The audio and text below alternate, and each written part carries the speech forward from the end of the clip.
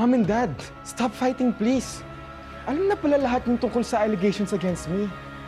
It's out now. What if they think I'm guilty too? No, Ino. Don't think about that. It's just an allegation, nothing more. Hindi ka madadamay dito. Hindi ako papayag. And you think na palalagpasin lang ni Era at ni Lilith ang lahat ng ito?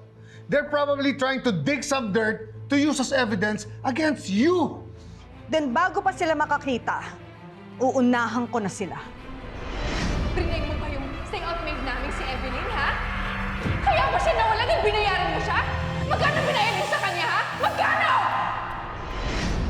Yung Evelyn, she was there. She knows something. I'm sure of that. Kailangan ko siyang mahanap.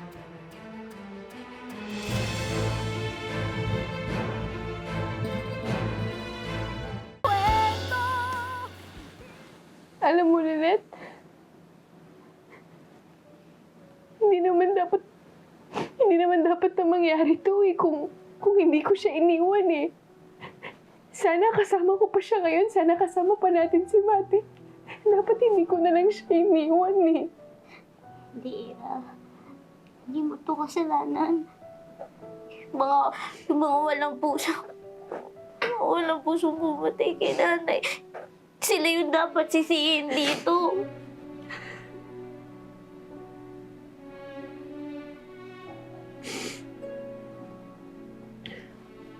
I haven't slept in days, Lilith.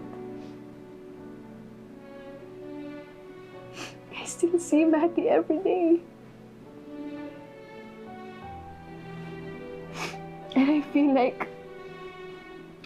like I'm losing my mind.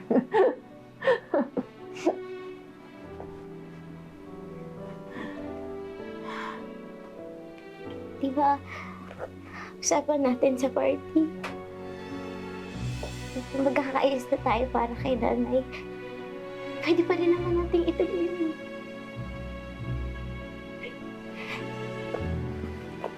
Kaya kahit magalit ka sa akin, kahit itaboy mo ako, hindi na kita bibitawan na.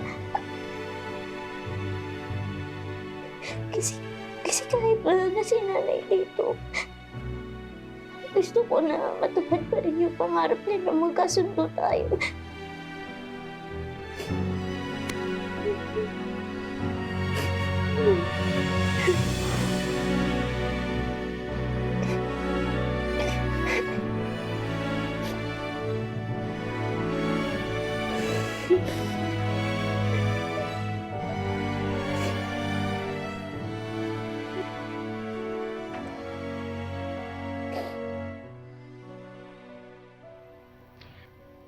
Evelyn Magas ang pangalan niya.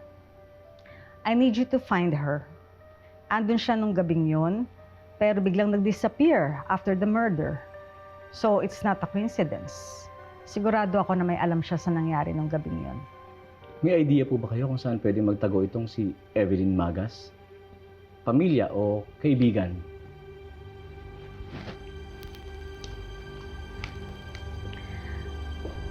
Sino ba sa atin ang private investigator? Ako.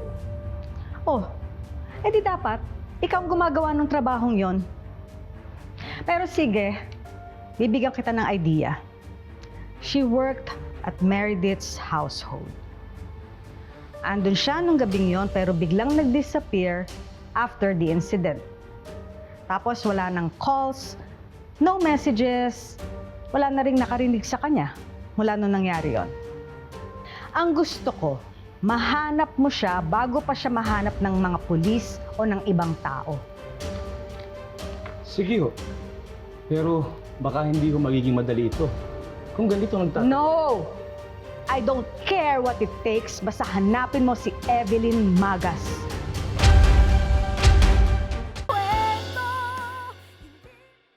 Opo, Tinang. Gusto ko pong samahan si Ere. Hindi po kasi siya makatulog. Ganun ba, anak? Naiintindihan ko naman kung bakit nagkaganyan si Atty. Ira. Kaya lang, Lilith, isipin mo rin ang sarili mo, ha? Huwag lang puro ibang tao. Nawalan ka rin ng ina. Kaya alam ko, kung gaano kasakit yan para sa'yo. Sanay naman po ako ng walang magulang sa tabi ko eh. Bukod po sa inyo. Kayang-kaya po to ng anak-anakan niyo. Si Ira po kasi, ngayon niya lang ulit naranasan na mawala ng magulang. Ngayon po ako mas kailangan ng kapatid ko. Sige, Lilet. Alagaan nyo na lang ang isa't isa, ha? Bye-bye, Tinang. Bye na.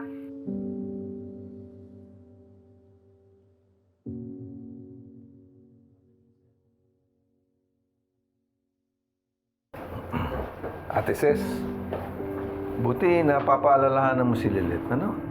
Alam mo, napakapait na bata talaga niyan, ano? Isipin mo, mas iniisip pa niya yung nararamdaman ng iba kaysa doon sa nararamdaman niya. Huh? Pero tay, halata mo naman sa boses ni Ate Lilit na malungkot siya. Alam nyo, mahirap talaga ang mawalan ng isang ina. Kaya alam ko na napakasakit para ka Attorney Ira. Yung nangyari ka Attorney Mar.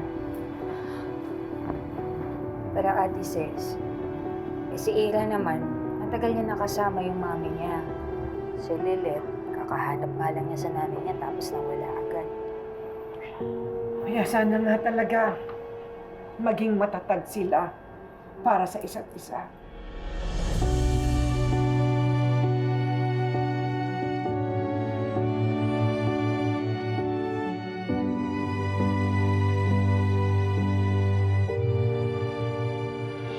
Matty? Matty? Matty?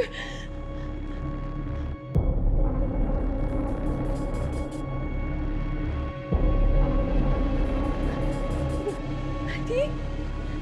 Matty? Vera!